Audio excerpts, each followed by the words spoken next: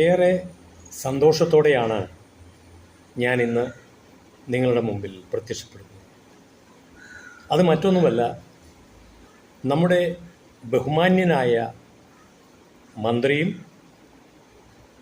ഞങ്ങളുടെ അഥവാ അങ്കമാലി നിയോജക മണ്ഡലത്തിൻ്റെ MLA ശ്രീ റോജി ജോൺ അവറുകളുടെ ഒരു പ്രസ്താവന കണ്ടതുകൊണ്ടാണ്.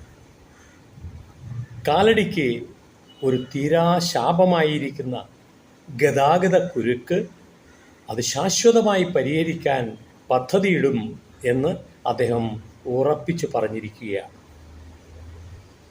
കാലടി പല വിധത്തിൽ ജനശ്രദ്ധ ആകർഷിക്കുന്ന സ്ഥലമാണ്, ഒരു ടൂറിസ്റ്റ് കേന്ദ്രമാണ്, അന്തർദേശീയ വിമാനത്താവളത്തിൻ്റെ ഒരു കവാടമാണ്. ഈ നിലയിലെല്ലാം കാലടിക്ക് അതിപ്രാധാന്യമുണ്ട്. ഇവിടുത്തെ ഗതാഗത കുരുക്ക് കേരളത്തിലെ ജനങ്ങൾക്ക് മാത്രമല്ല, ഇതിലൂടെ യാത്ര ചെയ്യാൻ ഇടവന്നിട്ടുള്ള ഏതൊരാൾക്കും അങ്ങേയറ്റം അരോചകമായി തോന്നിയിട്ടുള്ളതാണെന്ന് നമുക്കറിയാം. ഇതിന് ഒരു ശാശ്വത പരിഹാരം കണ്ടെത്തുക എന്നത് ചെറുപ്പക്കാരനായ ശ്രീ റോജി ജോണിനെ കൊണ്ട് സാധിക്കും എന്ന് ഞാൻ വിശ്വസിക്കുകയാണ്. അദ്ദേഹത്തിൻ്റെ ആ തീരുമാനം, അദ്ദേഹത്തിൻ്റെ ആ ആശയം ഞാൻ അങ്ങേയറ്റം സ്വാഗതം ചെയ്യുന്നു. അത് വളരെയേറെ പ്രയോജനപ്രദമായിരിക്കും.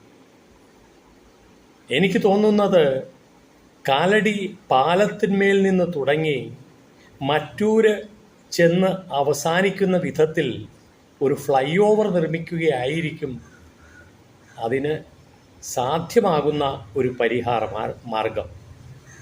കാരണം കാലടി ടൗണിലെ തിങ്ങി നിറഞ്ഞിരിക്കുന്ന കച്ചവടക്കാരുടെ സമ്മർദ്ദം മൂലം അവിടെ വീതി കൂട്ടുവാൻ, റോഡുകൾക്ക് വീതി കൂട്ടുവാൻ സാധിക്കും എന്ന് ഞാൻ വിചാരിക്കുന്നില്ല.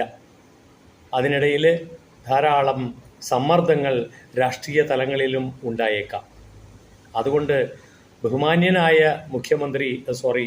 ബഹുമാന്യനായ ഉന്നത വിദ്യാഭ്യാസ മന്ത്രി ശ്രീ റോജി ജോൺ അവർകൾ ഈ കാര്യത്തിൽ വളരെ